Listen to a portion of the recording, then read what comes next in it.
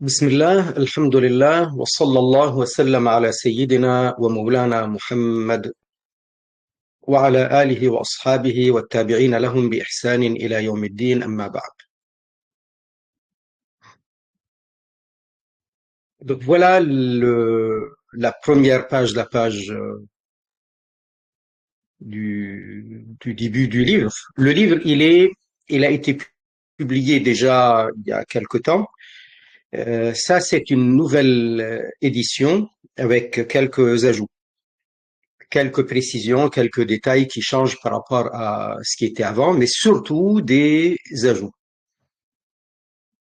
Euh, Vous allez voir de toute façon en lisant comment on a évolué. À la base, ce livre-là, c'était la traduction, presque euh, traduction, quoi, comme on a dit, traduction, du livre Al-Mukhtasar, qui a été publié par la Jama'iyya au nom de Cheikh Abdullah, rahimahullah. Le Mukhtasar selon le madhab de l'imam Abu Hanifa. Alors, nous avons choisi pour cette fois-ci de l'appeler comme ça, le précis. D'ailleurs, le mot précis veut dire Mukhtasar. Pas seulement résumé ou abrégé, etc.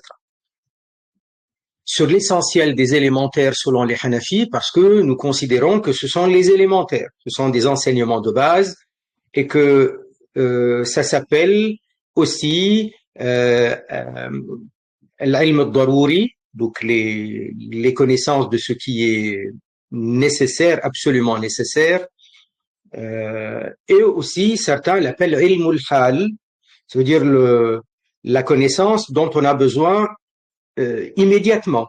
Tous les jours, nous devons faire la prière.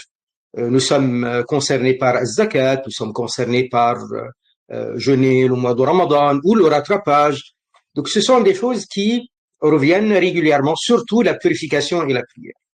Alors, bien entendu, un mot sur Al-Mukhtasar qui a été fait au nom de Cheikh, qui a été fait par Cheikh, mais essentiellement, il y avait une collaboration certainement avec certains de ses disciples pour le mettre en place. Ce qui a été fait, ce qui est intéressant, c'est intéressant d'un point de vue que Al-Mukhtasar, au départ, c'est Al-Mukhtasar selon le madhab de l'imam Shafi'i. Al-Mukhtasar selon le madhab de l'imam Shafi'i, c'est à la base, comme vous l'avez certainement vu, il y avait un livre du nom de Sullam al-Tawfiq, l'échelle du succès, un livre qui a été fait, et lui aussi c'est un livre en réalité un manuel de base, c'est un précis d'un grand savant de Hadramaut, du Yémen, Abdullah bin Hussein bin Tahir, rahimahullah. Et dans les années 60, ça doit être 60, 70, Cheikh Abdullah, il a ressenti le besoin non d'enseigner ce livre, qui est pourtant un livre qui est abrégé, qui est lui-même, il n'est pas condensé, c'est un manuel de base, c'est imprécis, mais il a voulu enlever le chapitre sur le tasawwuf, qui n'est pas énorme, c'est pas un très grand chapitre. Il a voulu changer quelques phrases et il a voulu réduire le volume parce que c'était un grand besoin, étant donné qu'il y a beaucoup de gens qui délaissent les enseignements de la religion. Donc, Cheikh Rahimahullah, à Beyrouth, il avait fait face à une situation catastrophique. D'ailleurs, Beyrouth, c'est un échantillon de ce qui peut, de ce qu'on peut voir ailleurs dans les capitales du monde musulman. Mais peut-être Beyrouth, c'est un peu plus, parce que c'était pas aussi grave que ça à Damas ou dans d'autres capitales. En tout cas, il voulait aller vers les gens qui ne connaissent pas la religion. Dans les écoles, il n'y a pas de cours de religion comme il se doit. C'est très très peu, et même ceux qui enseignent ne sont pas qualifiés. Dans les mosquées, il n'y a pas beaucoup d'enseignements, et d'ailleurs, il n'y a pas beaucoup de monde. Bref, il y a une situation qui était très grave. Et le monde entier était en train de se métamorphoser. Il passe par par comment on appelle ça, une propagande communiste, libéraliste. Il y a beaucoup de mouvements qui perturbent la jeunesse. Donc, il voulait faire quelque chose de très résumé. Et en même temps, il y a comment dire, un désintéressement dans cette société musulmane d'aller faire des études de théologie. C'était pas à la mode. Alors, pour gagner sa vie, on a besoin d'être fonctionnaire, avoir fait des études, donc se tourner vers les diplômes académiques et la fonction de cheikh, c'est démodé dans beaucoup de milieux de cette société. Donc, Cheikh Abdullah, rahimahullah, il avait que ça, l'enseignement de la religion, redonner de l'énergie, et donc il a réussi à avoir la possibilité d'aller dans les mosquées pour enseigner. Et il a réussi à toucher des jeunes. Et voilà, pour que ça intéresse, pour que les jeunes qui prenaient des cours avec lui, la première génération de cette jeunesse-là, c'est devenu les grands chouyoukh de notre Jamaïa qui ont fondé par la suite la Jamaïa. Comme Cheikh Nizar rahimahullah, comme Cheikh Hussam hafizahullah, comme d'autres, comme Cheikh Nabil. Alors, voilà. Donc, l'idée était de les former, mais eux, ils avaient un outil, un support pédagogique qui était Al-Mukhtasar. Au lieu de leur donner Sulam al-Tawfiq, ils l'a réduit. Donc, c'est les élémentaires. Ilm al-Darouri, Ilm al-Hal. Et pendant longtemps, les supports pédagogiques dont disposaient nos chouyoukh et nos enseignants, c'était autour de Al-Mukhtasar et d'Us-Sirat.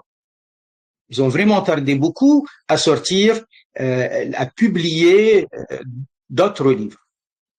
Et bien sûr, par la suite, beaucoup de gens se sont intéressés, génération après génération, et comme il donnait des cours, il a ajouté des paragraphes, il a développé le livre, ce qui donne le Mukhtasar actuel. Donc, la première édition de le Mukhtasar que j'ai à ma disposition, elle est vraiment fine, mais vraiment fine.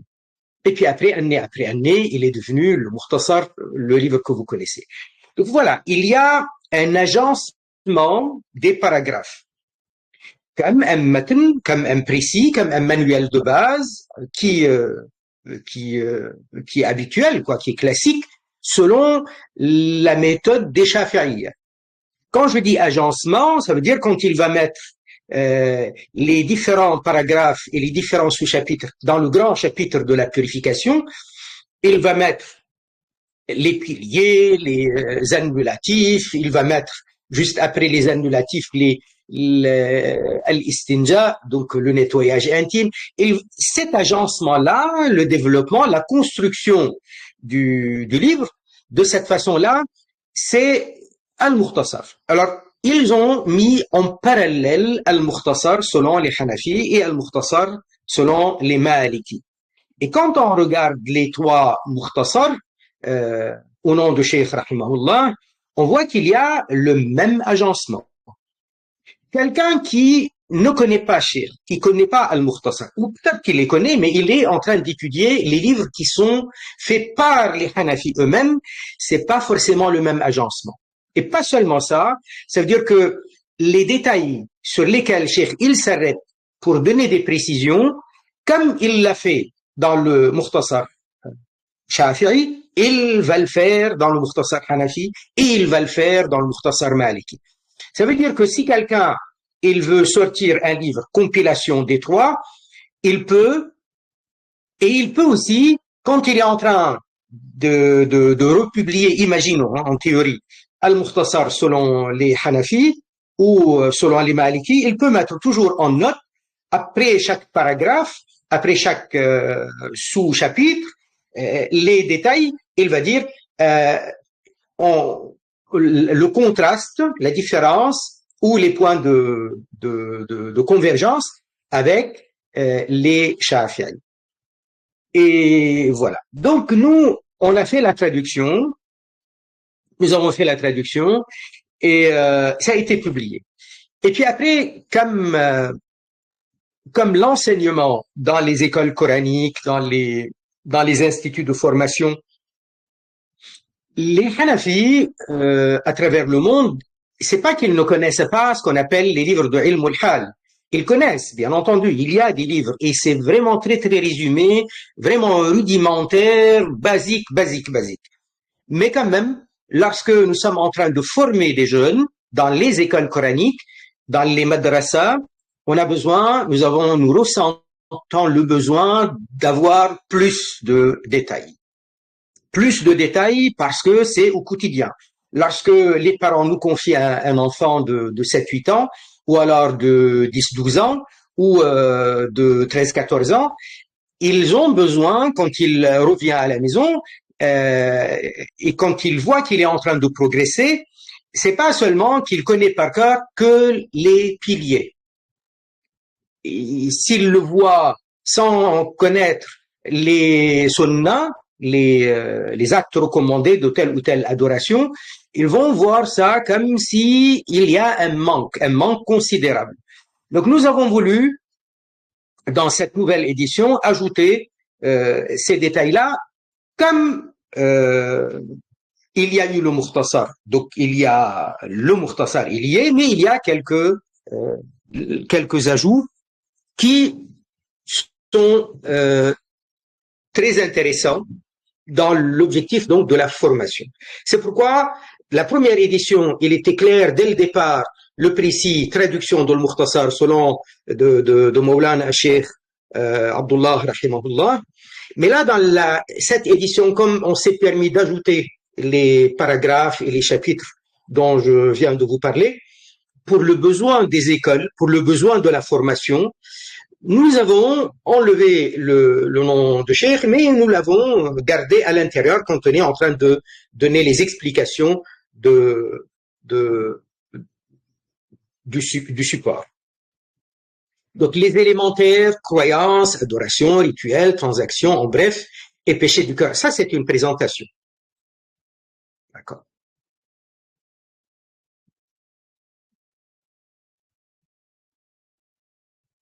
Voilà. Donc ici,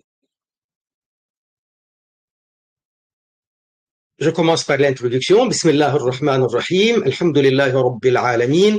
Wa sallallahu wa sallam ala Sayyidina Muhammad wa ala alihi wa ashabihi at-tayyibina at-tahirin. Donc je commence par le nom d'Allah, le tout miséricordieux, le miséricordieux. Donc je rappelle à toute fin utile que le mot Bismillah est un mot composé. Bi, c'est une préposition qui introduit un ism, un nom. Cette préposition, ça fait partie de ce qu'on appelle huruf al-jar, mais linguistiquement, huruf al-jar, ça veut dire le nom qui lui est collé, il prend kasra ou hukm al-jar, donc il est majrour. Je vais pas m'attarder sur la grammaire arabe.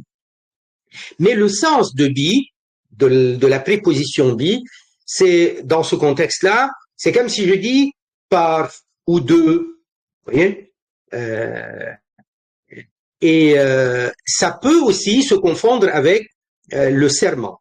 Donc quelqu'un qui jure, il fait un serment, il dit billahi, il peut jurer comme ça au lieu de dire wallahi. On dit billahi, wallahi, tallahi, tout ça c'est des façons de faire le serment. Mais là, il s'agit pas de serment. Il s'agit pas de serment. Il y a un mot sous-entendu, c'est je commence. Il y a abtadi'u bismillah. Je commence par mentionner, par évoquer ou invoquer le nom d'Allah. Ar-Rahman, Ar-Rahim, bien entendu, Ar-Rahman et Ar-Rahim sont deux adjectifs. C'est des isms, c'est des noms, mais adjectifs. Synonyme, Rahman et Rahim, celui qui prodigue la rahma. Mais Ar-Rahman, dans la langue arabe, quand il y a une lettre de plus, où on entend une prolongation de plus, c'est qu'il y a un sens de plus, visé, étendu plus. Et donc, les théologiens, ils disent, ce qui est visé ici, c'est Ar-Rahman, celui qui prodigue la miséricorde amplement, généreusement, à à ceux qui la méritent et à ceux qui la méritent pas dans cette vie, et seulement à ceux qui la méritent dans l'au-delà. Ar-Rahim, il y a moins d'étendue, le champ sémantique il est plus réduit, donc les théologiens ils disent c'est pour dire que Ar-Rahim c'est celui qui prodigue beaucoup de miséricorde, mais qui restreint sa miséricorde à ceux qui la méritent dans l'au-delà. Je commence par le nom d'Allah, donc le verbe sous-entendu avant Bismi, c'est abtadi'u. Ou si c'est un mubtada, donc ça serait ibtida'i bismillah. Donc, mon commencement est par. Donc, je commence par le nom d'Allah, le tout miséricordieux, le miséricordieux. Et d'où notre choix de dire le tout miséricordieux, pour parler du champ sémantique beaucoup plus large avec Ar-Rahman qu'avec le mot Ar-Rahim. Louange à Allah, c'est la traduction de Alhamdulillah. Alhamdulillah, la louange et l'éloge. Ça veut dire les beaux adjectifs, les mots de reconnaissance, les mots qui expriment notre gratitude. C'est ça. Le Seigneur du monde. Alors, bien entendu, souvent les théologiens, quand ils parlent de Al-Alamin, en fait, ce qui est visé très souvent d'après les théologiens, c'est les djinns et les humains et les djinns.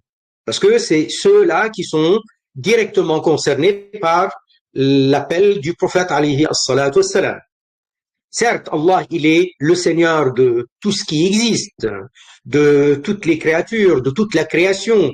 Mais généralement, c'est ça qui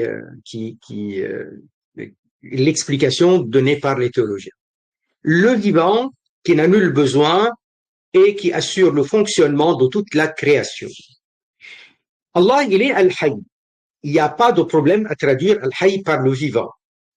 Al-Qayyum, il n'y a pas de problème à dire Al-Qayyum si on peut trouver un adjectif ou un nom spécifique au lieu de dire qui n'a nul besoin, il n'y aura pas de problème. D'ailleurs, je vais vous dire, les caractéristiques d'Allah, les noms d'Allah, les attributs d'Allah, on peut tout à fait les traduire seulement ce qu'on appelle les sifat khabariya, donc les adjectifs, les qualificatifs, les caractéristiques qui sont seulement à partir des textes, qu'on ne peut connaître qu'à partir des textes. Qu'est-ce qu'on ne peut connaître qu'à partir des textes? C'est le mot al-yad, le terme al-yad. Al-yad, les ulama de Ahl Sunnah, ils considèrent que al-yad, Allah subhanahu wa ta'ala, il dit dans le Coran al-Karim, yadullah, donc il s'attribue al-yad, yadullah, al-yad de Allah. D'accord? Et d'autres termes du genre, comme al-ayn, etc. Ou comme d'ailleurs le verbe istawa, et le nom qui en découle al-istiwa, tout ça c'est des qualificatifs qu'on appelle sifat khabariya, des adjectifs khabariya. À partir de l'khabar, c'est quoi le khabar? Le texte. Ça veut dire de nous-mêmes, de notre propre chef, nous n'avons pas le droit de lui attribuer un tel terme, si ce n'est parce que Allah Azza wa Jal, là, il l'a mentionné dans le Coran al-Karim, et les ulama de Ahl Sunnah, ils disent oui, c'est au sens d'un attribut. Tout ce qui est affilié à Allah Azza wa Jal n'est pas un attribut ou un adjectif caractéristique d'Allah. D'ailleurs, vous connaissez bien ce cours, vous l'avez certainement entendu. D'ailleurs, Allah Azza wa Jal dans le Coran al-Karim, il dit à Ibrahim, à Ismaïl alayhi salam, antahira baytiya, purifier, bayti, mon bayt. Al-bayt, c'est l'édifice. Et Allah Azza wa Jal se l'attribue, c'est la Kaaba. Et ce qui est autour de la Kaaba. Bayti, traduction, ma maison, mon édifice. C'est dans quel sens? Ça veut dire, il est honoré, il est hautement considéré. C'est dans ce sens-là. Donc là, il ne s'agit pas de caractéristiques, sifat d'Allah. Tout ce qui est affilié à Allah n'est pas sifa, n'est pas adjectif qualificatif, n'est pas caractéristique ou attribut d'Allah Azza wa Jal. Ça, c'est ce qu'on appelle le sifat khabariya. Ça, on ne peut pas le traduire.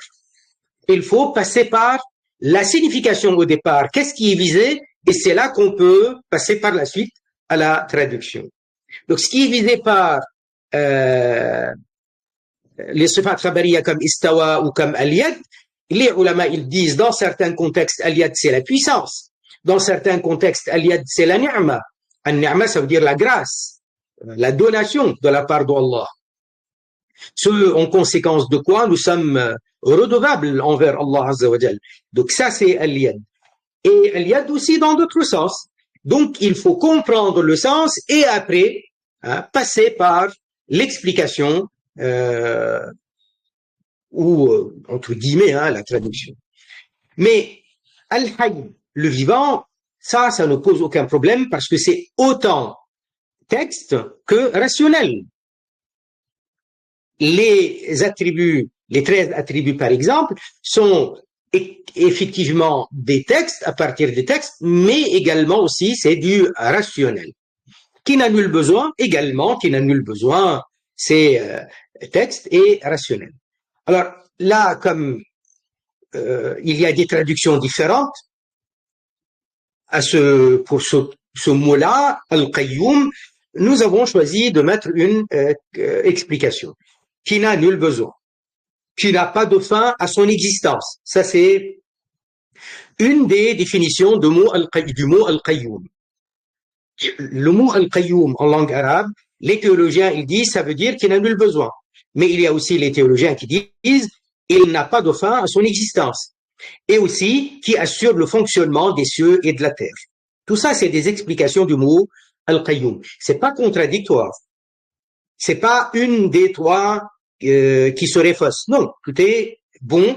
Mais nous avons choisi celle-là parce que juste après, il dit Al-Mudabbir li jami' al-makhlouqin, qui veut dire qui assure le fonctionnement de toute la création. Quand Allah exalte perpétuellement l'honneur et le salut les plus accomplis et les plus parfaits du prophète sallallahu alayhi wa sallam. Et ça, donc, c'est l'explication de as-salat ala nabi. As-salat ala nabi, c'est davantage d'honneur, davantage d'élévation, etc. Et ça, Allah Azza wa Jal, il l'a exprimé dans, les versets du Coran nous l'expriment, nous l'enseignent. Inna Allah wa malaikatahu yusalluna ala nabi. Allah prodigue as-salat envers le prophète, les anges prodiguent as-salat à l'adresse du prophète alayhi salatu wassalam. Ya ayyuhalladhina amanu sallu alayhi. Prodiguer aussi as-salat en la faveur du prophète, alayhi salatu wassalam. Et donc as-salat de la part d'Allah, c'est exalter l'honneur du prophète alayhi salatu wassalam. Et le salut de la part d'Allah azza wa jal, c'est pas dans le sens que le prophète alayhi salatu wassalam, il est là où il est, dans le besoin d'une invocation pour lui donc pour solliciter la grâce d'Allah en sa faveur. Pas dans ce sens, mais c'est plutôt de lui en donner encore davantage. Parce que n'importe quelle que soit la personne pieuse, qu'elle soit, à partir du moment où elle quitte ce monde-là et elle est pieuse, elle n'a aucun risque, aucune peur, aucun chagrin, aucun tourment. Très bien. Donc, que dire alors du prophète alayhi salatu wassalam? Parce que le terme arabe c'est sallama, yusallimu, salli wa sallim. Donc, accorde as-salam. Et c'est cela donc, il ne faut pas croire que le prophète alayhi salatu wassalam risque de ne pas l'avoir. Non, mais c'est dans le sens de lui en donner encore tout le temps davantage. Et bien entendu, le salut en faveur du prophète alayhi salatu wassalam, c'est au sens de rassurer encore davantage son noble cœur. Alors, par rapport à quoi? Pas par rapport à son statut, mais c'est par rapport à sa umm. Et qu'il en fasse bénéficier également sa famille, ses fidèles et ses compagnons. Donc là, c'est la traduction du mot al-al. Al-al du Nabi alayhi salatu salam. Alors, al-al,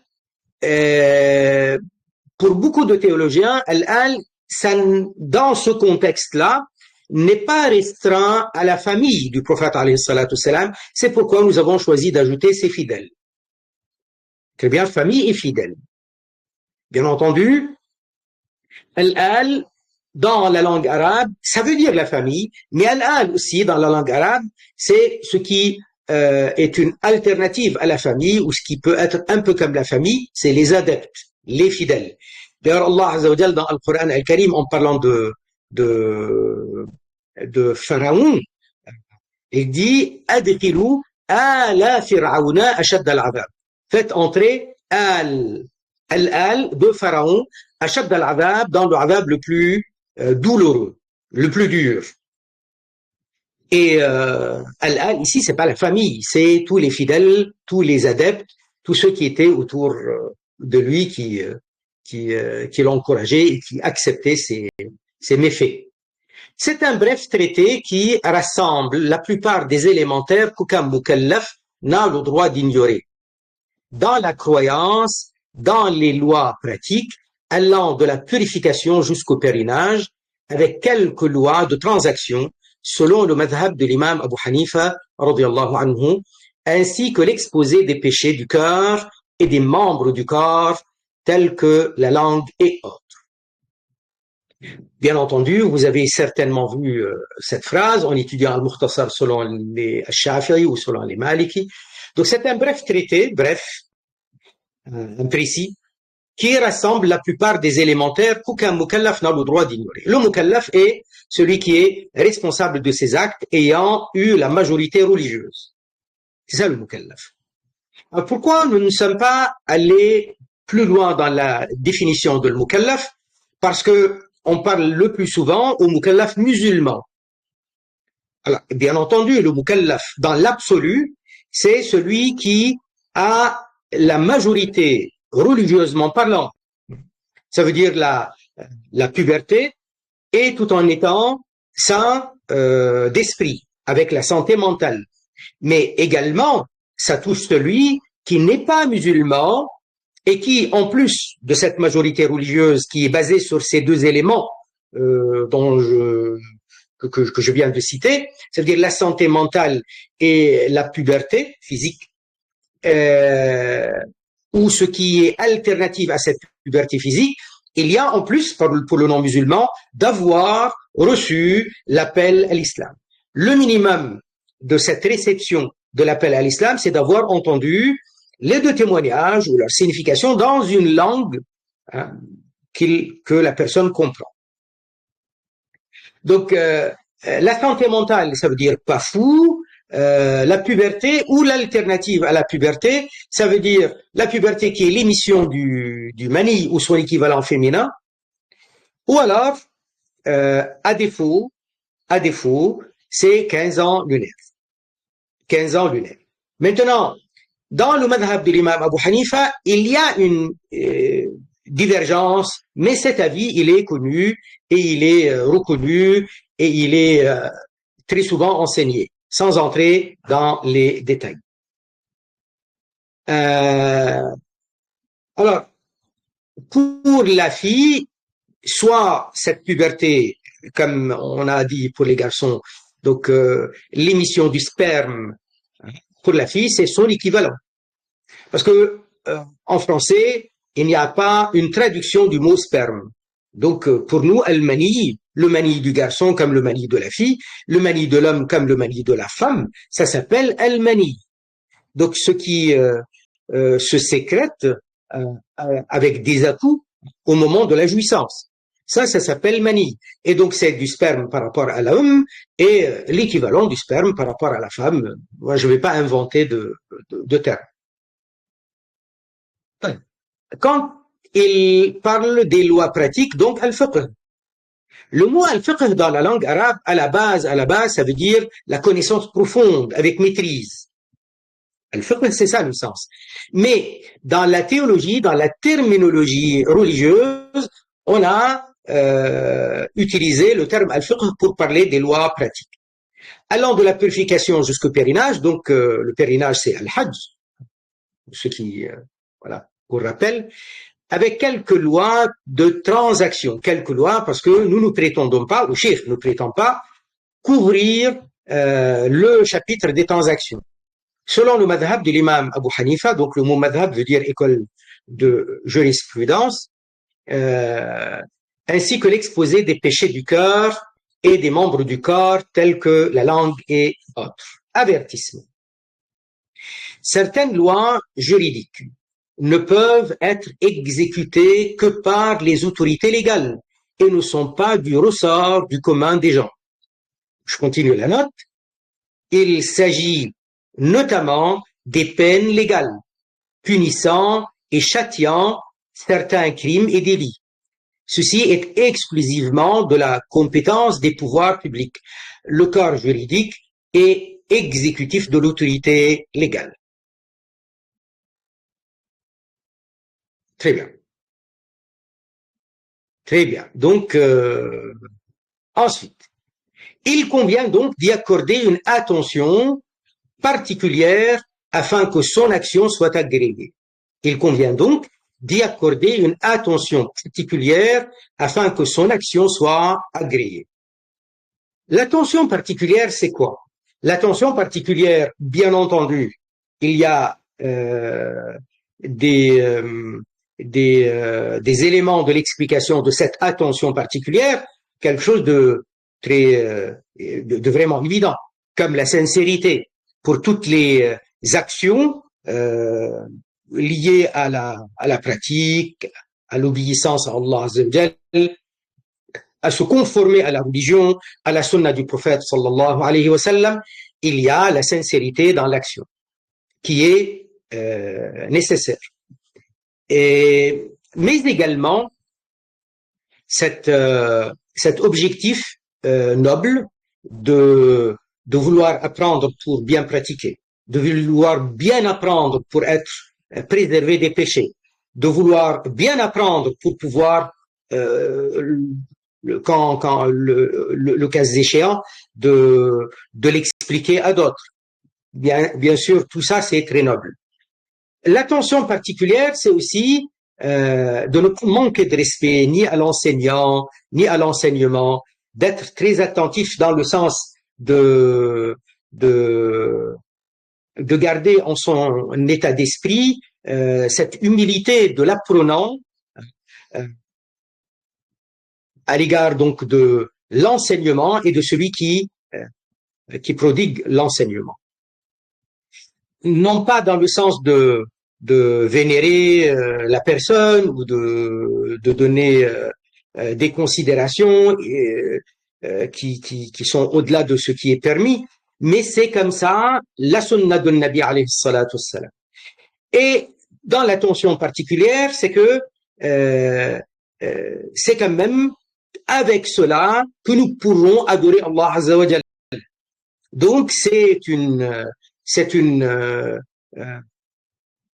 chance très importante, c'est une adoration donc à prendre donc avec beaucoup d'égard et avec beaucoup d'attention. Voilà, pas d'orgueil, pas de vanité, pas d'état d'esprit de récalcitrant, pas, voilà, quelque chose dans l'humilité comme généralement dans nos actes d'obéissance à Allah Azza wa Jalla. Alors, bien entendu, il peut y avoir des erreurs, il peut y avoir des oublis, des manquements, il peut y avoir, nous sommes humains, et tout ça, ça se prend avec l'égard, avec le bon conseil et les bonnes manières. Nous l'avons, il dit, intitulé le précis sur l'essentiel des élémentaires selon les Hanafi. Le précis, qui veut dire mukhtasar d'ailleurs dans la langue arabe. Le mot mukhtasar, comme les élèves de notre cheikh, quand ils expliquent pourquoi cheikh il l'a appelé al-mukhtasar, parce qu'il l'a puisé de Sullam al-Tawfiq de cheikh Abdullah bin Hussein bin Tahir al-Hadrami, rahimahullah. Ils disent, il a gardé le texte. il a gardé le texte au départ tel quel, et puis après, il a commencé à enlever certains paragraphes, à enlever certains mots, à enlever certaines phrases. Et il y a besoin, une fois qu'il a enlevé des paragraphes et il a allégé certaines phrases, il a besoin de raccorder. Ça, c'est le travail de Mukhtasar. Il n'a pas refondé le texte. Donc, il n'a pas compris le texte du livre précédent pour le réécrire à sa façon. Sinon, ça s'appellera pas Mukhtasar, ça s'appelle un autre livre. Le style de l'Ikhtisar, c'est comme ça. Le style de l'Ikhtisar, c'est comme ça. Et c'est pas comme nous, habituellement, dans notre cursus scolaire et voilà, universitaire, si jamais ça a été le cas, ils nous disent résumer ce texte-là, résumer ce roman, résumer cet événement. Donc nous, on va le comprendre et on va le réécrire, on va le refonder, on va on va pas éliminer des phrases et raccorder le reste. Alors que en ce qui concerne les livres de théologie, de religion, c'est comme ça que ça se fait. Après, Cheikh, il a fini par ajouter et il a fini par donner davantage de précision parce qu'il n'était pas d'accord avec les phrases de Cheikh Abdullah bin Hussein bin Tahir. Donc, il dit waqila et il y a un avis qui dit, et là, il met les propos de l'imam al-Bulqini, parce que l'imam al-Bulqini est une référence très respectée dans le madhab de l'imam al-Shafi'i. Bon, ça c'est dans le Mukhtasar Shafi'i. Donc là, je reviens à la note. Nous sommes basés pour la plus grande partie de notre travail sur le livre Al-Mukhtasar selon les Hanafi de Cheikh Abdullah al-Harari al-Habashi, rahimahullah ta'ala, mais sans nous y attacher à la lettre.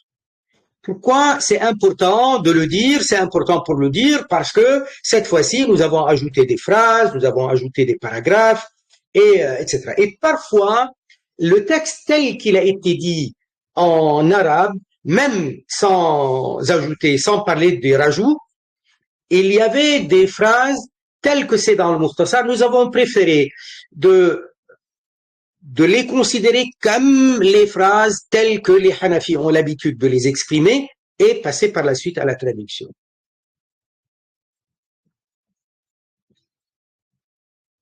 Enfin, les élémentaires de la croyance. Les mukallaf, dans leur ensemble, doivent adhérer à la religion de l'islam, y demeurer à jamais et observer les lois qui leur incombent. Bien entendu, là, on est en train de parler du mukallaf au sens le plus large possible. Ça veut dire, celui qui est sain d'esprit, il a la santé mentale, il n'est pas fou. Celui qui est pubère ou, à défaut, il a 15 ans lunaire. La puberté, je reviens à dire, c'est l'émission du sperme ou l'équivalent féminin. Et pour la fille, il y a aussi ce qui s'ajoute, donc le sang des menstrues, ou un nifas, ça veut dire le sang après. Même la grossesse, hein, si elle tombe enceinte. D'ailleurs, en général, les Hanafi, ils parlent de la grossesse aussi. Mais les Shafi'iyya, ils ont l'habitude de dire Al-Mukallaf, c'est celui qui est responsable vis-à-vis des lois, et c'est celui qui a la santé mentale, qui est pubère, donc ayant eu donc l'émission du sperme ou à la limite à défaut donc 15 ans lunaire, et pour une fille soit Al-Mani, soit 15 ans lunaire, soit les menstrues, et parfois ils disent les Hanafi, donc on le voit dans le livre, ou si elle tombe enceinte. En tout cas, on ajoute par rapport à celui qui est non musulman, on ajoute le fait d'avoir entendu l'appel à la foi, même si c'est pas une invitation formelle, explicite, en lui disant « nous t'invitons à devenir musulman ». Non, dès qu'il a entendu les deux témoignages dans une langue qu'il comprend, il est devenu convié, on considère qu'il a été appelé, invité, convié à l'islam. Donc ils doivent adhérer à la religion de l'islam, y demeurer à jamais et observer les lois qui leur incombent, pratiquer les prières, etc. Ainsi, parmi ce qui est obligatoire à connaître et d'y croire dans tous les cas de figure, les cas de figure ici pour le mukallaf, c'est quoi? Il y en a deux. Le mukallaf non musulman ou le mukallaf musulman. Le mukallaf, soit il est musulman, soit il n'est pas musulman. S'il n'est pas musulman, il doit connaître et il doit croire. Il doit connaître, il doit croire. Donc il dit, ainsi parmi ce qui est obligatoire de connaître et d'y croire dans tous les cas de figure, le mukallaf, il y en a deux. Et de prononcer immédiatement s'il s'agit de non-musulmans. Sinon, au cours de la prière, si tel n'est pas leur cas, il y a les deux témoignages. Donc, les deux témoignages font partie de ce qui est obligatoire à connaître et de croire dans tous les cas de figure. Mukallaf muslim, il doit connaître et il doit y croire, et le mukallaf non muslim, il doit aussi les connaître et il doit y croire. Mais, prononcer immédiatement s'il s'agit de non-musulmans, de non-musulmans. Lui, il doit prononcer immédiatement pour devenir musulman. Très bien. Donc là, on revient à, dans tous les cas, la note 8, c'est-à-dire qu'il soit déjà musulman ou non, mukallaf musulman ou mukallaf pas musulman. Ensuite, pour le prononcer immédiatement s'il s'agit de non-musulman, la note 9, car un mukallaf non-musulman doit adhérer à l'islam immédiatement, sans tarder, et ceci ne peut s'effectuer que par la prononciation des deux témoignages, textuellement, ou ce qui donne leur sens. Bien entendu, on peut aussi poser la question par rapport à quelqu'un qui a un problème, un handicap, il ne peut pas parler parce qu'il est muet. Oui, donc il y a une alternative dans ce cas exceptionnel. Avec un geste d'acceptation, ça passe. Mais sinon, il doit les deux témoignages. Il doit la prononciation des deux témoignages. Ensuite, sinon, au cours de la prière, si tel n'est pas leur cas, ça veut dire, s'il n'est pas kafir, il doit les deux témoignages, mais dans la prière. Les deux témoignages dans la prière, selon les Shafi'i, c'est un pilier. Ça fait partie de at-tashahhud, le dernier tashahhud, qui est un pilier. Et selon les Hanafi, c'est obligatoire, mais en tant que wajib. Les musulmans, quant à eux, doivent la prononciation des deux témoignages impérativement en tant que wajib, et non pas en tant que fard, au cours de la prière, lors de at-tahiyyat. Très bien. Wajib, nous avons l'habitude au cours du livre de garder le terme wajib, mais wajib, nous avons l'habitude de le traduire par une obligation de second ordre. Obligation, mais de second ordre. Quelque chose qui est compensable, contrairement au fard, qui n'est pas compensable. Donc les deux témoignages qui sont Ashhadu an la ilaha illallah wa ashhadu anna Muhammadan Rasulullah. Voilà, donc, ashhadu an la ilaha illallah wa ashhadu anna Muhammadan Rasulullah sallallahu alayhi wa sallam. Je témoigne qu'il n'est pas de Dieu hormis Allah et je témoigne que Muhammad est le messager d'Allah sallallahu alayhi wa sallam. Et là, donc, je vais m'arrêter ici pour ne pas tarder beaucoup. Barakallahu fikum, subhanallah, walhamdulillah, wa la ilaha illallah. لا إله إلا الله لا إله إلا الله لا إله إلا الله اللهم صل على سيدنا محمد وعلى آله وصحبه وسلم رب اغفر للمؤمنين والمؤمنات سبحان ربك رب العزة عما يصفون وسلام على المرسلين والحمد لله رب العالمين بارك الله تعالى بكم